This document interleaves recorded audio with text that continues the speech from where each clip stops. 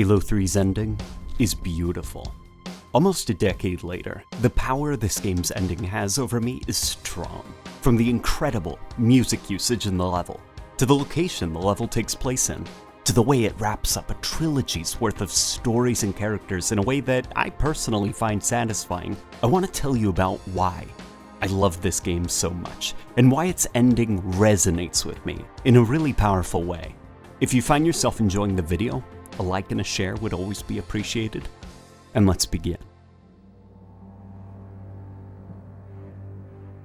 The first game, Combat Evolved, very much had the Covenant as an antagonistic force, but the game was more so setting up Chief's personal war against the Flood, the ever-looming danger of the Halo array, and the Master Chief's connection to the Forerunners who built it. Halo 2 was a game that explored the politics of the Covenant, and set up the Arbiter's personal war against his former religious leaders, the Holy Prophets. It's quite fitting then that the campaign of Halo 3 places so much emphasis on both the Chief and the Arbiter side by side. Finishing the fight didn't just mean stopping the Covenant, it was about concluding the personal journey of our two heroes, and the bond they would grow to form over the course of the game. In the first level of the game, Sierra 117, it takes a bit of coaxing to convince the Master Chief to lower his pistol. It's only fitting that he doesn't trust the Arbiter, the face of the alien force that had terrorized worlds for centuries. But as the mission goes on, and the Arbiter teaches Chief about the habits of the Covenant brutes, and how to best hunt them in the thick and humid jungles of Africa, a bond begins to take root. Trust begins to form between these two characters. Over the course of the campaign, we see Arbiter genuinely fight not just for himself, but humanity as well. He goes out of his way to protect and ensure as little harm as possible falls to Earth and her people as they push back the Covenant occupation and later, the Flood outbreak. Spartan, the brutes have taken your soldiers. As prisoners or meat for their bellies, I do not know. In case some yet live, let us be careful when we shoot. Glad to have you on board.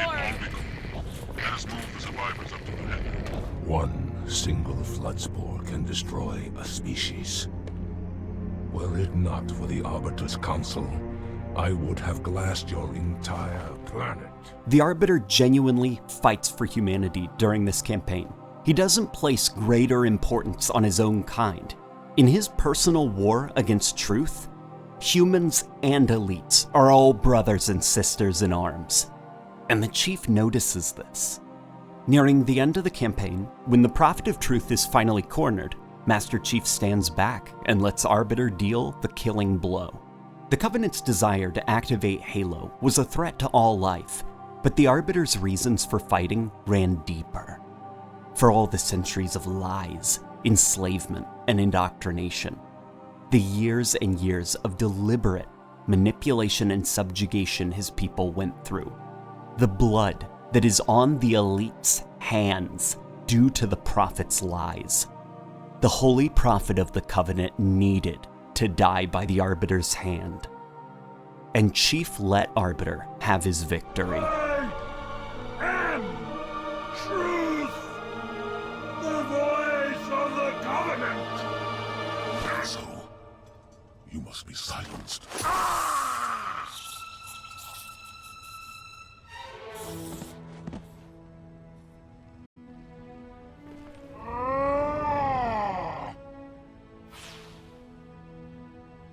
With Arbiter's personal journey concluded, it was time for Chief to keep his promise to Cortana and rescue her from the Gravemind. One of my favorite little moments in the campaign is when the Arbiter comes to Chief's rescue in the middle of the Flood hive with a UNSC flamethrower. He very well could have just let Chief handle this alone, but their bond wasn't a temporary one. Chief supported Arbiter and helped him finish his fight, and now the Arbiter would help Chief finish his. They burn their way through the Flood hive. Their bond fully formed and Cortana on board for the ride, they escape to the stars and are ready to end the Flood for good.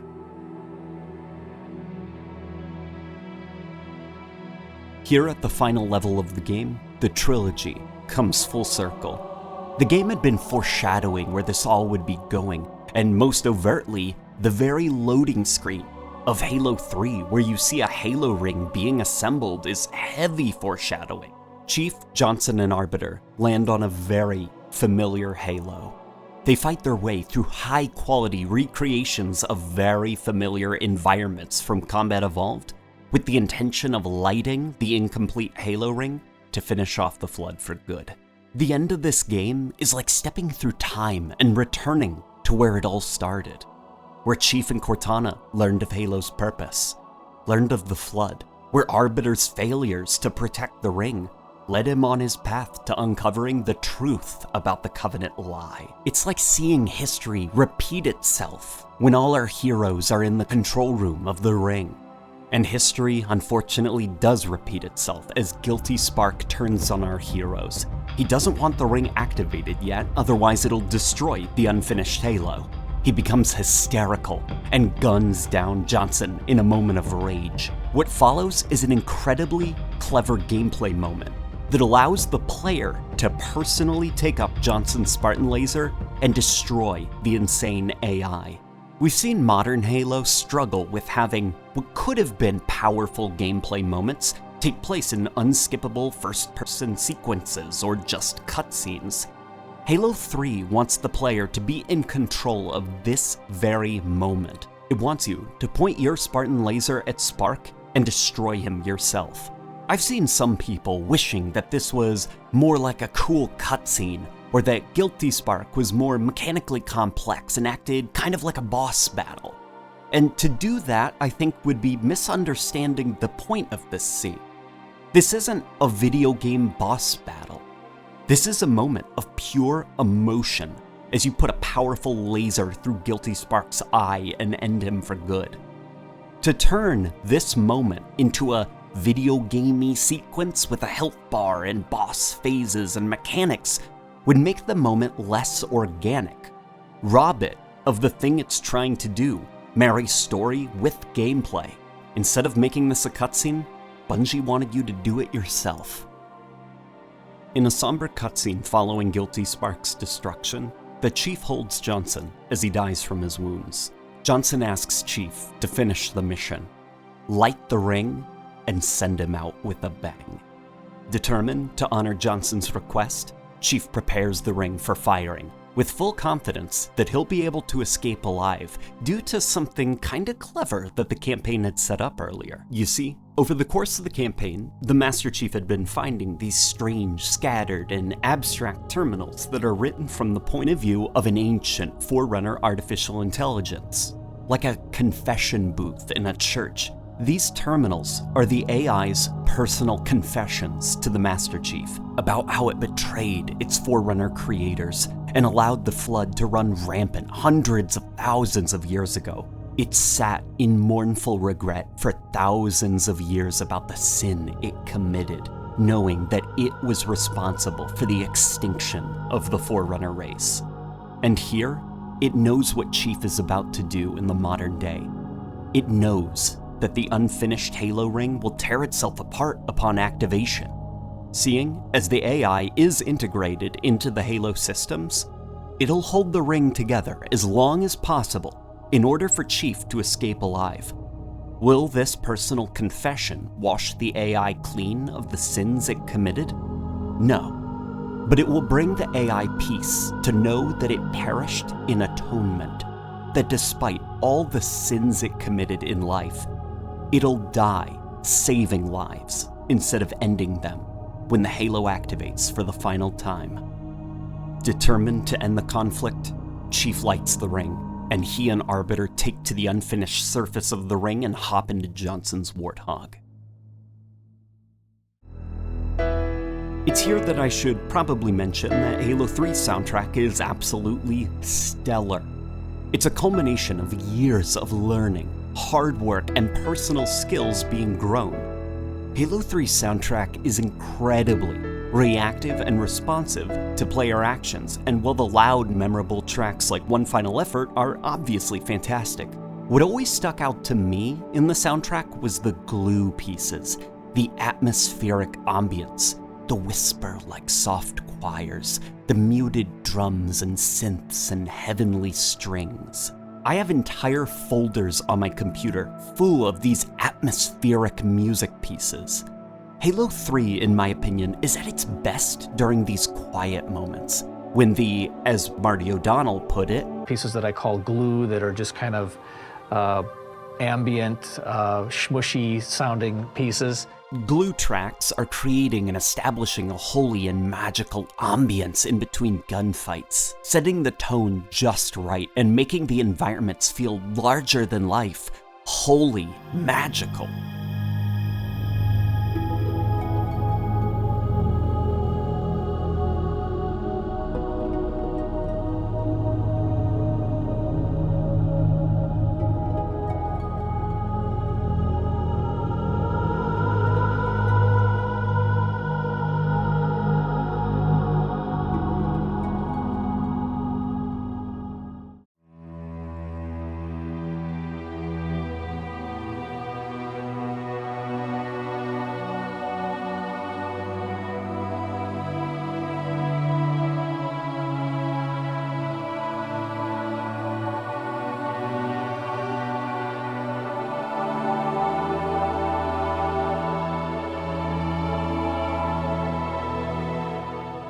Halo 3 is probably one of my favorite video game soundtracks of all time, not just because of the incredible quality of the music, but due to the flawless way it's timed and weaved into the fabric of the levels that you play through and the story that you go on.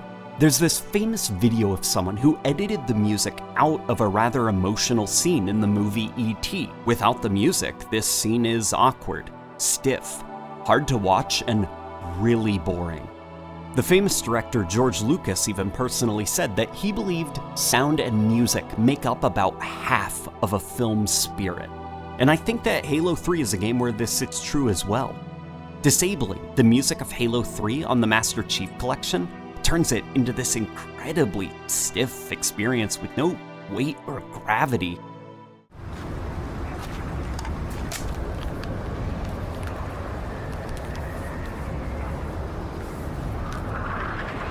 While gameplay is obviously very important to a good game, I think we all ignore how a good game isn't just the mechanical aspects of how we engage it.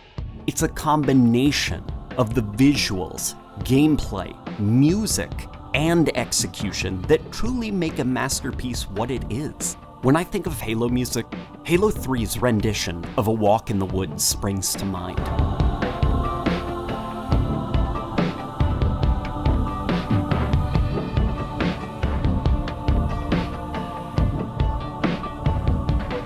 Or its version of the monk chant, with its incredibly soft choirs. They're breathing in between verses, reverberating into the corners of the Halo universe.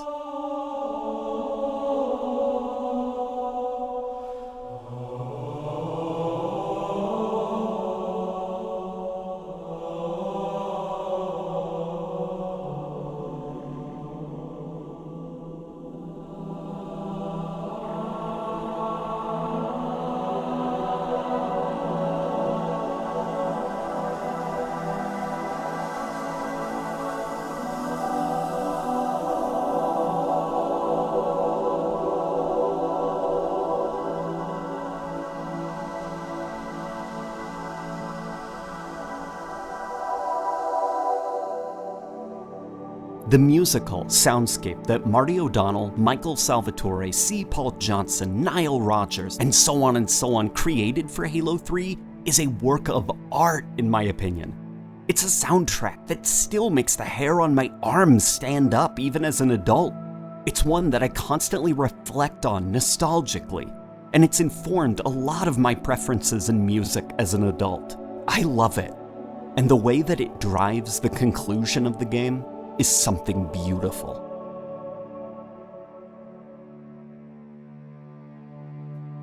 Back in the late 90s to early 2000s, it was common for games to end on a boss battle. Even Half-Life, a game that tried to buck a lot of trends and be very narratively immersive, felt the need to end on a boss battle of its own. While obviously not being the first game to do it, Halo Combat Evolved was kinda infamous at the time for not including a boss battle at the end and instead concluding the game on a player-driven action set piece. This was called the Warthog Run. And with things coming full circle in Halo 3, this game would also conclude on a Warthog Run. And it would be a Warthog Run for the ages. The whole trilogy had built up to this moment. The moments of wonder, terror, sadness, joy, it all led to this.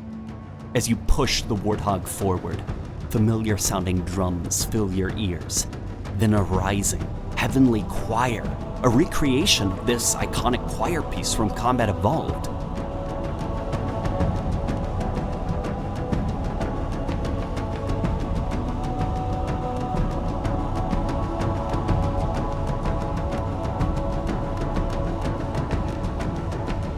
And then the strings.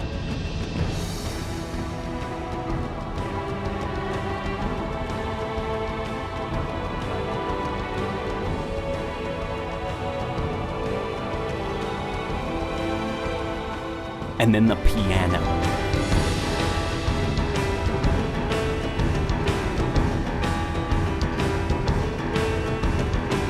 Three games worth of musical knowledge and themes combined together to create the most powerful rendition of the Halo theme in the series, and a trilogy of story, mechanics, gameplay experiences, and memories lead to this being the most emotionally powerful conclusion to any Halo game for me.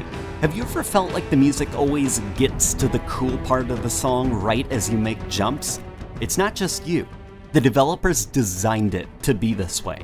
Have you always felt that the ring explodes in really cool ways right when you get a good view of it? Again, the developers of Halo 3 knew what they were doing. They were crafting a responsive and interactive set piece to end the game on with you as the hero. What makes video games unique as a storytelling medium is that very interactivity and what it brings to a narrative. The stereotype of zombie-like kids mashing buttons with their brains oozing out of their ears is one that I find hilariously wrong, since it implies that the kid is so bored that he's borderline comatose. It implies that the game is so formulaic and repetitive that the kid has just shut off his brain. Nothing's going on upstairs. He's just pushing buttons like a machine. The reason that kids get so lost in video games is the same reason that we can sit down with a good book, and before we know it, the day has blown by. Halo 3's Warthog Run is an emotionally arresting and highly engaging piece of interactive art. It raises the heart rate. It makes you feel goosebumps. It's an action moment in the Halo series that's aged extremely well. We grew up watching action movies, watching expensive car chases and explosions that the protagonist would narrowly escape from. But for a game to allow us to be that protagonist, to get behind the wheel and escape from the danger ourselves, I think it's a testament to the gameplay-driven conclusion to final levels that Halo 3's Warthog Run still elicits excitement from new players to this day. As Chief, Cortana, and the Arbiter fly to safety, Cortana calls the Master Chief by his real name, John. For those who didn't read the Halo books, this would be their first time learning the Master Chief's name in the whole trilogy. The Master Chief rests his head back against the console, and the mission ends. Fade to white. Halo 3's final level is beautiful. It's one of my favorite levels in the series, and definitely one of my favorite finales in gaming as a whole. If I had the time, money, and resources, I'd personally hunt down and wash the car of every single person responsible for bringing something this beautiful to life. I'm gonna end this video on a personal story that I shared a while back about the nostalgia I hold for Halo's campaigns, and how much the Warthog Run meant to me. And with that being said, I'll see you all on the next video. During that sleepover with Daniel, we never actually finished the game that night. We got too tired and ended up beating it the next day. Daniel kept hyping up the final level for me and telling me that we were going to get to use Sergeant Johnson's unlimited ammo Spartan laser. But Daniel didn't tell me Johnson would have to die for it. Daniel, being the goober he is, actually stood up to salute Johnson as he said goodbye to Chief. I did the same as to not be rude to this fictional game character. After we paid our respects, we hauled to his Warthog that was waiting for us, and I experienced the coolest set piece in a shooter ever. Daniel wanted me on the gunner seat since he was the self-proclaimed better driver, so I obliged and shot space zombies and sentinels while Daniel dodged and weaved around collapsing structures. I didn't know if it was the epic Halo theme that was playing, or the fact that it was actually mixing in choir this time, which really got to my heart, or the sugar rush from all the Sprite and Sunny D we were drinking, or even the way that Cortana was constantly reminding us of how close we were to running out of time. But Daniel and I got so hyper and excited. As the level began collapsing faster and faster, Daniel and I actually began yelling over the music at each other to drive faster or shoot better. At some point, the Warthog flipped and we actually traded positions hurriedly while reminding each other to hurry up, it's gonna blow! We began cheering at ramps, sweating something fierce on our controllers, and when Cortana said, "Gun it, Chief!" at the end of the level, Daniel began yelling at me, "Go, go, go!" We made the jump and landed in the Forward Unto Dawn. We were jumping up and down, hugging each other and cheering. We beat Halo 3. We were so hyper that we had to go outside and chase Daniel's dog in the front yard for an hour just to cool down. That final level was so exciting for me that I'll never forget it.